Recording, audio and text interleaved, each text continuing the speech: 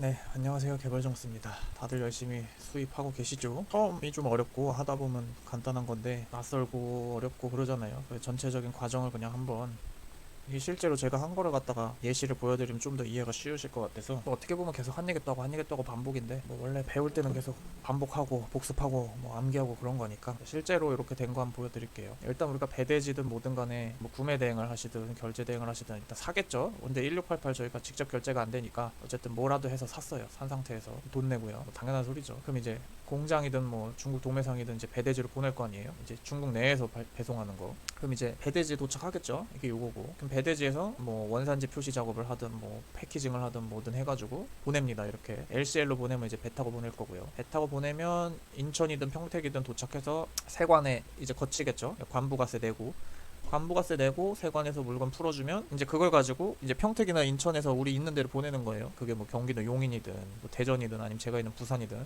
가려면 뭐 화물차를 타든 그 보니까 부산 같은 경우는 보통 다 화물차고요. 이 먼 데까지 오는 거는 왜냐면 그 뭐 인천이나 서울 경기 이런 데 가까운 데는 다마스, 뭐 포터 이런 것도 하더라고요. 몇 박스 안 되면. 근데 그런 걸 가지고 부산까지 운전해서 오면 그 운전기사분도 기름값도 안 나올 거 아니에요. 저도 마찬가지고. 그래가지고 이렇게 먼데 갈 때는 합차라고 해서 큰 화물차 있잖아요. 뭐 5톤짜리, 3톤짜리. 그런 거에다가 이제 저 말고도 물건 받을 사람들이 많으니까 큰 차니까 여러 개 실을 수 있잖아요. 내 것도 싣고 뭐 다른 그 물건 주인들 것도 실어가지고 한꺼번에 옵니다. 그 다음에 이제 엠빵을 시키겠죠.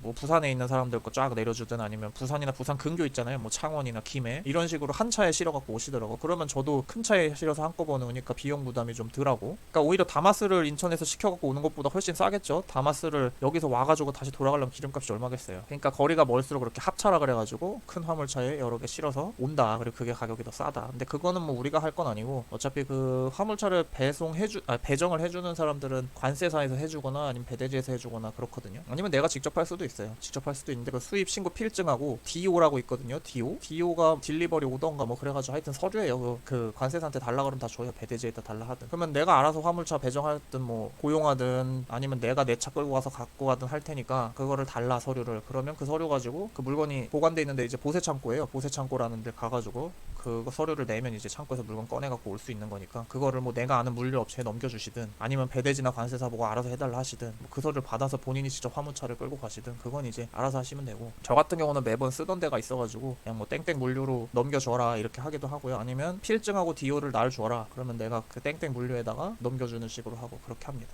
저번에 보니까 관세사한테 맡기니까 걔네가 한 10,000원씩 중간에서 삥땅 치는 것 같기도 하고요. 뭐 아닐 수도 있어요. 근데 약간 10,000원, 20,000원씩 더 비싼 느낌이 있어가지고 저는 그냥 땡땡 물류라는 데에다가 해요. 보통 뭐 거기라고 대단히 싼 건 아니지만 어쨌든 내가 먼저 소통하고 뭐 이거 언제쯤 올 수 있겠냐 막 이런 거 물어볼 수가 있으니까 안 그러면 다 이미 화물 수거한 다음에 이제 저한테 뭐 밤늦게 전화가 오나 뭐 하여튼 그 배송하시는 분이 전화 와가지고 뭐 언제 갈까요 뭐 어떡할까요 이제 조율하는 전화가 오는데 저는 미리 그렇게 해서 그냥 땡땡 물류랑 얘기해가지고 제가 원하는 스케줄대로 왜냐면 전 또 직장에 있으니까 아무 때나 받으면 안 되잖아요. 그래서 아무튼 저는 그런 식으로 한다. 별 중요한 건 아니죠. 그냥 그런 식으로 흘러가니까 본인의 형편에 맞게 하시면 되고 자 그래서 이게 이제 요번에 최근에 9월 뭐 20 며칠 날 제가 받은 거예요. 이제 이 글로벌 탑케이고요. 해외 총 구매비가 이렇게 나왔죠. 뭐 5만이 하니까 거의 한 1,000만 원 될 거예요. 그래서 요거를 이제 구매 대행비까지 해서 입금한 거고 부가 서비스는 뭐 제가 무슨 포장을 요구한다든지 아니면 그 원산지 표시 있잖아요. 원산지 증명서랑 표시랑 다른 겁니다. 그거 아직 모르시면 제 다른 영상 보시면 돼요. 누누이 말씀드리지만. 그래서 이게 이제 원산지 증명서예요. CO 비용이라고 여기 나와 있잖아요. 예. 이거 당연히 해야죠.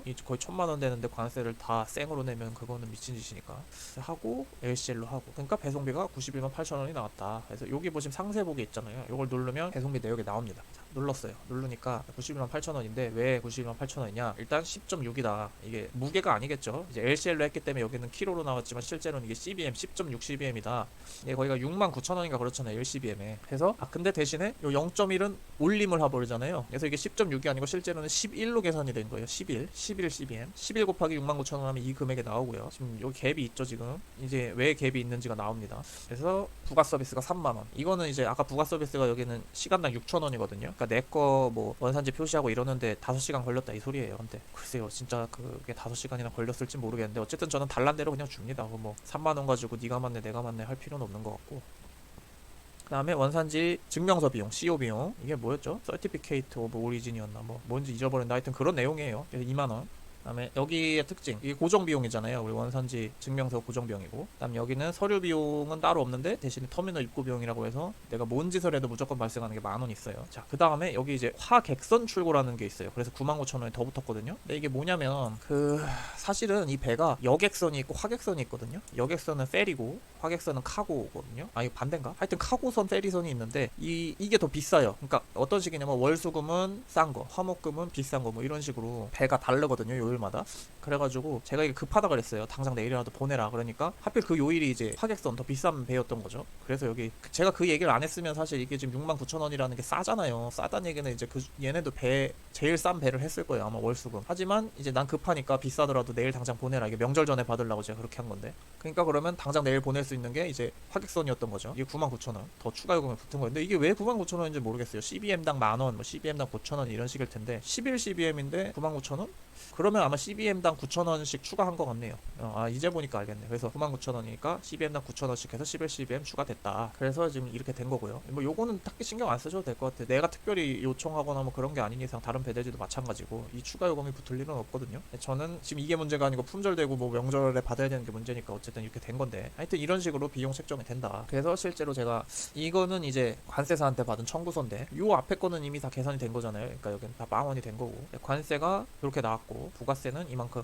부가세는 뭐 물건값에 무조건 10%니까요. 그다음에 이제 관세사 수수료 또는 통관 비용 이래가지고 나오는 게 이거잖아요. 3만 물건값이 한 1,000,000원이니까 1,000,000원 중에 6만원 나왔다는 거 한 0.6% 낸 거예요. 지금 관세를 적게 냈죠. 그래서 이렇게 수입 신고 필증이라는 걸 줍니다, 관세사가. 그럼 여기 여러 가지 정보가 있어요. 뭐 며칠 나왔고 2,000kg고 121개의 박스로 왔고, 그다음에 뭐 품명은 뭔지, 그러니까 제품이 뭔지 이게 영어로 써 있거든요. 써 있고, 그다음에 이 제품에 한해서 관세는 적용이 0.6%가 됐고, 그래서 네가 3,400원 내야 되고, 부가세 무조건 10%니까 이렇게 나왔고, 이런 식으로 나옵니다. 물건이 뭐냐에 따라서 관세는 계속 달라지는 거니까. 그래서 세 번 부호라는 게 있는데 이게 HS 코드거든요. HS 코드는 네이버 검색하면 나오시니까 네이버 검색해 보세요. 간단하게 말하면 물건에 따라서 다른 거예요. 우리가 뭐 만약 면도칼이다 그러면 뭐 영어로는 쉐이빙 툴일 거고 일본어로는 뭘까요? 도르코인가? 하여튼 아닐 수도 있어요. 그러니까 다 나라마다 다 부르는 그게 다르잖아요, 같은 물건도. 그런 거를 이제 통일하기 위해서 이렇게 숫자로 기호로 나타낸 거죠. 그리고 영어가 이제 세계 공통어니까 여기는 이제 모델